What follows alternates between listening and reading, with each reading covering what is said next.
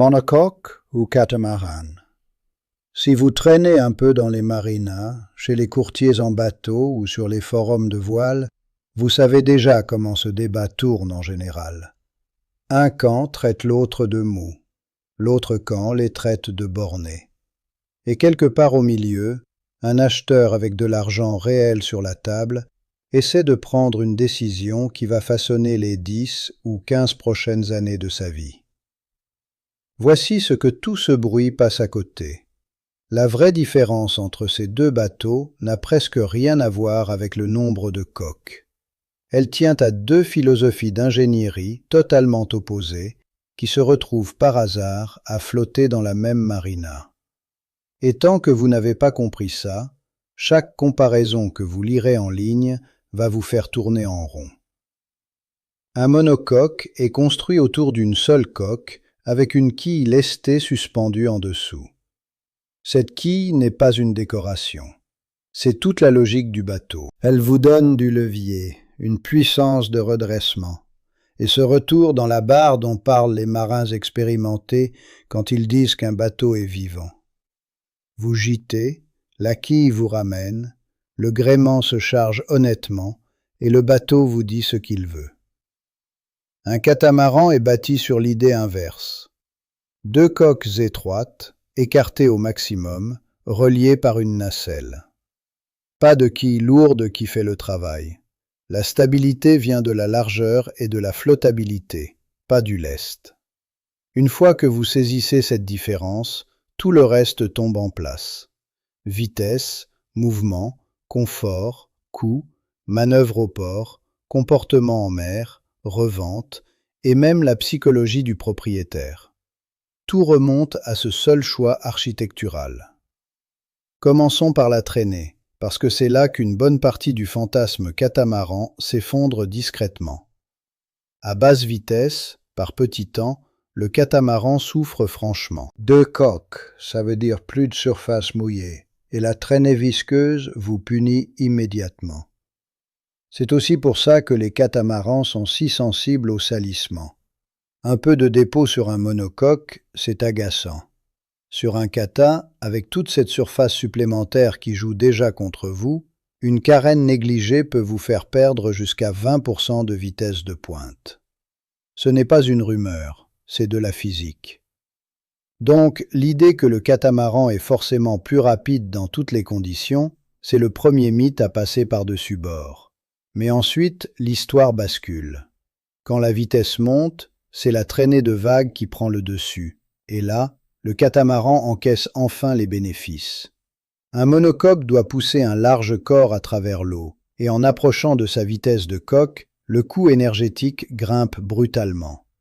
Le bateau a l'impression de taper dans un mur. Un catamaran, avec ses deux coques fines, tranche au lieu de pousser. Vague d'étrave plus petite. Vague de poupe plus petite, moins de pénalité. C'est pour ça que les katas continuent d'accélérer là où le monocoque a déjà touché son plafond. Donc le résumé honnête, c'est ça. Le catamaran paye d'abord plus en frottement, puis gagne gros en traînée de vagues plus tard. Pénalité à basse vitesse, avantage à haute vitesse. La vitesse n'est pas une qualité figée, elle est conditionnelle. Et ces conditions comptent bien plus que la plupart des acheteurs ne le réalisent. Maintenant, la stabilité. C'est là que la décision émotionnelle se prend en général, souvent avant même que l'acheteur ait compris quoi que ce soit à l'ingénierie. Un monocoque tire sa stabilité du lest porté très bas. Il gîte, la gîte crée le moment de redressement, et le bateau se ramène tout seul. Cette courbe de redressement continue de monter jusqu'à 60, 70, voire 90 degrés de gîte. C'est pour ça qu'un monocoque bien conçu peut être couché à plat et se relever quand même. Un catamaran ne joue pas à ce jeu-là. Il refuse de gîter. La largeur et la flottabilité lui donnent une stabilité initiale énorme.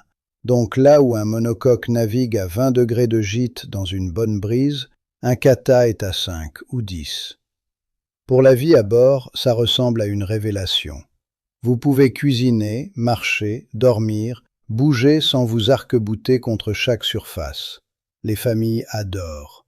Les invités adorent. Tous ceux qui ne sont jamais tombés amoureux du romantisme de la gîte adorent. C'est pour ça que les catamarans se vendent. Ils résolvent en premier l'inconfort que les gens ressentent. Mais voici la contrepartie, et c'est là que le fantasme se cogne à la réalité du large. La même rigidité qui garde un kata à plat change aussi sa façon d'encaisser les vagues. Un monocoque roule, oui, mais il roule sur un rythme plus long, plus lent. Il oscille avec la mer comme un pendule. Un catamaran, parce qu'il refuse de rouler, suit la pente de la vague de façon plus brusque. Les accélérations sont plus sèches, le mouvement est plus saccadé. Pour certaines personnes, c'est plus dur à vivre au large qu'un roulis profond et lent.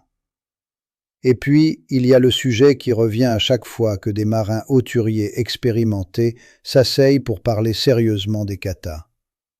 Le tossage de la nacelle. La nacelle, c'est la structure qui relie les deux coques.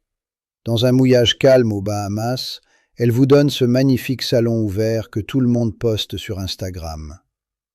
Dans un clapot court et croisé au large, elle peut se transformer en marteau. Si la garde sous cette nacelle n'est pas généreuse, la mer ne fait pas que clapoter. Elle frappe.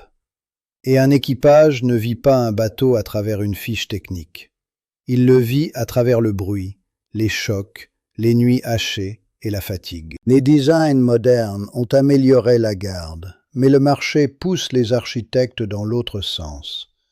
Les acheteurs veulent plus de hauteur sous barreaux, de plus grands lits, des planchers plus bas, plus de volume habitable.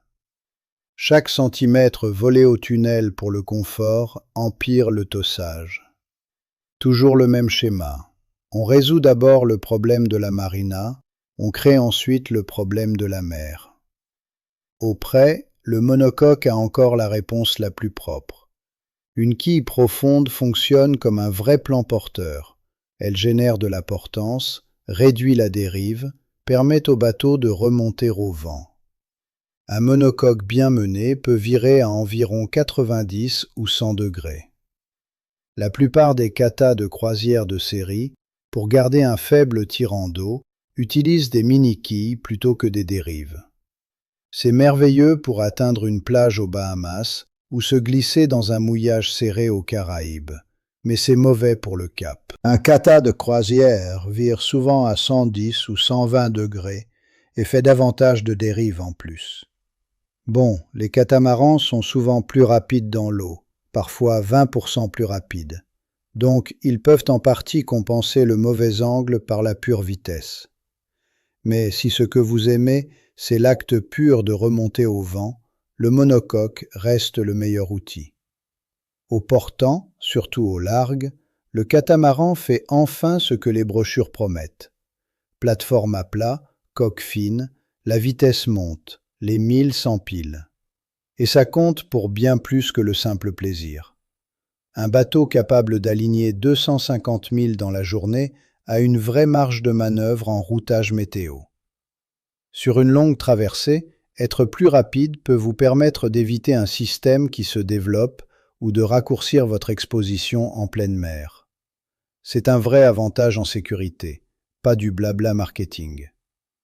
Au moteur, en manœuvre serrée, le catamaran écrase tout simplement le monocoque. Deux moteurs largement écartés vous permettent de pivoter le bateau presque sur sa propre longueur.